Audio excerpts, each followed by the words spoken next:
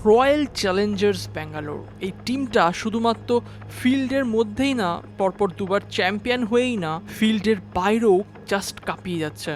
Royal Challengers ব্যাঙ্গালোরের কাছে এখন এমন একটা সংখ্যা এসেছে, লাইক যা ভ্যালুয়েশন এসেছে সেটা কিন্তু মাথা পাগল করে দেওয়ার মতো।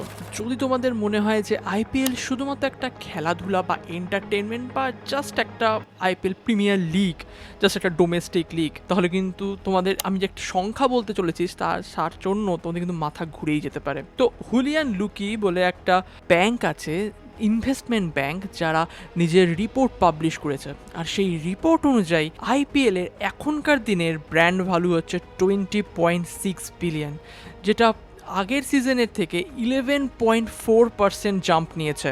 এই এত বড় জাম্প কোনো একটা ডোমেস্টিক ক্রিকেটে কিন্তু আগে কোনোদিনও দেখা যায়নি। অর্থাৎ এই জাম্পটা শুধুমাত্র ইন্ডিয়ান ক্রিকেটের জন্যই নয়, পুরো এশিয়ান ক্রিকেটের জন্য অনেক ভ্যালুয়েবল আর অনেকটাই ম্যাটার করে।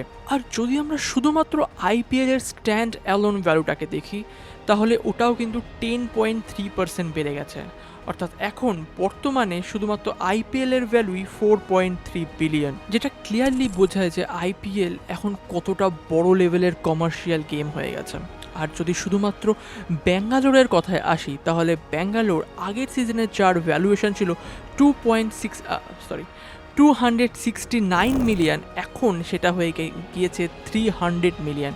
অর্থাৎ আগের বছরের থেকে মাত্র এক বছরে 16% স্কোয়াড জাম্প। আর এটা কিন্তু অনেক বড় বিষয়। এটার সাথে সাথেই বোঝায় যে আইপিএল ব্যাঙ্গালোর কতটা হোল্ড মার্কেট ধরে রেখেছে আর কতটা পপুলারিটি গেইন করেছে। আইপিএলকে দুটো কোম্পানি অ্যাকুইজিশন করেছে, একটা হচ্ছে ব্ল্যাকস্টোন আর একটা হচ্ছে আদিত্য বিড়লা। এরা আসার পর 1.78 বিলিয়নে ভ্যালুয়েশন নিয়ে গেছে এই আইপিএল টিমকে। আর শুধুমাত্র আরসিবি নয়, আমরা যদি লিগে একটুখানি দেখি, তাহলে রাজস্থান রয়্যালস যাদের কিনেছে মিত্তাল ফ্যামিলি আর পুনাওয়ালারা, তারা রিপোর্টেডলি 1.65 বিলিয়ন অ্যাকুইজিশন করে টিমটাকে কিনেছে। অর্থাৎ এইগুলোর জন্যই আস্তে আস্তে আইপিএলের এত দাম বেড়ে গেছে। আর শুধু তাই না, হুলিয়ান লুকির যে ডিরেক্টর, সে বলেছে এখন আইপিএল শুধুমাত্র একটা ডোমেস্টিক লিগ নয়, এটা একটা কমার্শিয়াল বিগ বিজনেস, যেটা পুরো ওয়ার্ল্ডে ছড়িয়ে গেছে। আগে আইপিএলকে ডিকটেট করতো সাধারণ ইন্ডিয়াতে যারা বসে থাকতো সেই সব ঘরের বা লোকাল ওনাররা বা লোকাল বিজনেসম্যানেরা, কিন্তু এখন পুরো বিশ্ব আইপিএলকে নিজের লিগ বানাতে চায়, নিজেকে ইনভেস্ট করতে চায়, আর সেখান থেকে entertainment purpose billions of billions income revenue বানাতে চায়।